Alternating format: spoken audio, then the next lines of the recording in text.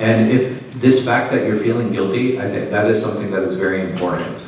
Anytime I do something wrong or I do something bad and my heart, it stings, that's a sign of iman. That's a sign of belief, and that's something that I should embrace and I should take advantage of. Every time Allah subhanahu wa ta'ala blesses me, He's giving me that reminder. There are some people, and may Allah subhanahu wa ta'ala protect us from being from them, who don't feel anything when they sin. Nothing. Their hearts have become numb. And that is the dangerous state. So I know I was talking about crying previously. That is not as dangerous. That's not dangerous. What is dangerous is if I don't feel anything. This is a problem. This nedam, right? This guilt and remorse that we have, this is what is going to push us to change and to become better. But it's also important to keep in mind that guilt has to be in its place. Guilt should never be debilitating, right? Guilt should never be something that stops us from acting. Guilt should always be empowering. Guilt should always encourage us to act. So if I'm feeling guilty and I just like, oh, I'm so bad and I'm like this and blah, blah, this isn't guilt anymore, this is selfishness. Guilt is, I'm upset that I betrayed Allah subhanahu wa ta'ala, or that I betrayed someone's trust, or that I hurt someone, or I committed a sin. Now I'm going to become better. Now I'm going to fix my mistake. This is what guilt should do. And if I'm always feeling guilt, then it's either one of two things. One, I didn't understand the Sharia correctly. Allah subhanahu wa ta'ala didn't send this deen to strangle us, right? That's not the purpose. And if I'm constantly feeling pressed, like I can't do anything, then I'm not understanding the deen. I promise you. Because this religion is one that is meant to restrict, absolutely. There are rules, there are regulations, there are laws, there's orders. Why? So that society can function and we can have a more meaningful life. Because either I'm going to be one of two people. Either I'm going to be someone who serves Allah subhanahu wa ta'ala, or I'm going to be someone who serves myself. And if I'm serving myself, I don't care about anyone else. I'm not looking at what anyone else is doing. I only care for what I want and I need. It doesn't matter how I get money. It doesn't matter how I get food. It doesn't matter how I deal with other people. Why? Because I am the only one that matters.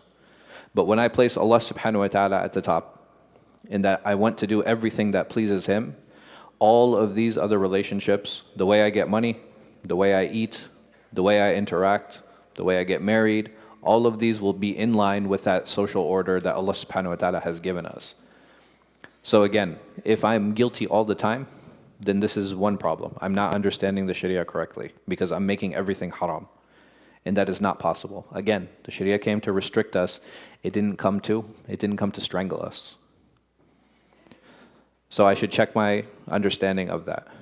Or I'm selfish, right? Both of these are problematic. So either it's going to be from my ignorance or it's going to be from my selfishness that I'm constantly feeling guilty.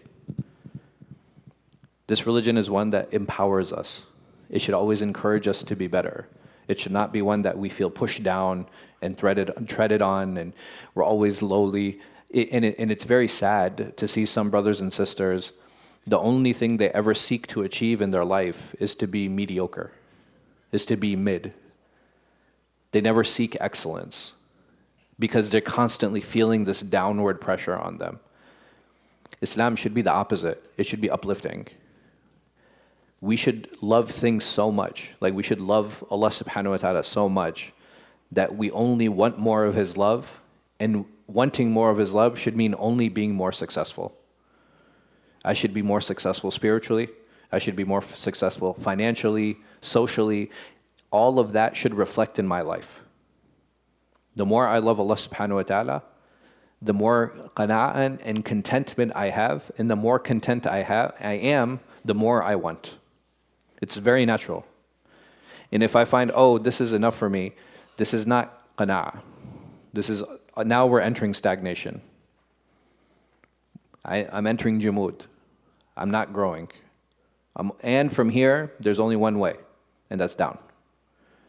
And we find that when we enter this stage, maybe I'm not practicing as much, or I'm practicing less, or if I'm making my daily prayers and I'm fasting and I'm reading Quran, My relationship with my wife is terrible.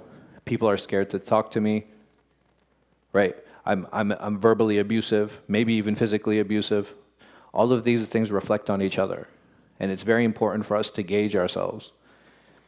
And it's amazing how Allah subhanahu wa ta'ala has dedicated a maybe 20 to 30% of His book to you need to pray like this, and you need to stand like this, and you need to inherit like this. And the rest of the book is about interactions, dealings, akhlaqiyat, right, adab. And that's the portion we tend to ignore, and this portion is the one that we tend to focus on. They're both important, there's no doubt.